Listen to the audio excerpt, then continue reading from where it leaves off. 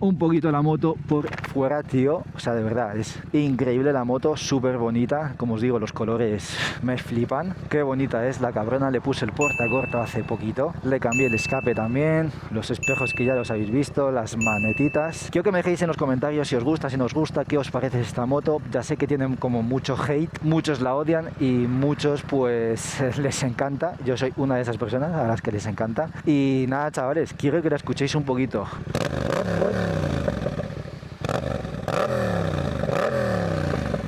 O sea, me encanta el puto sonido de la MT.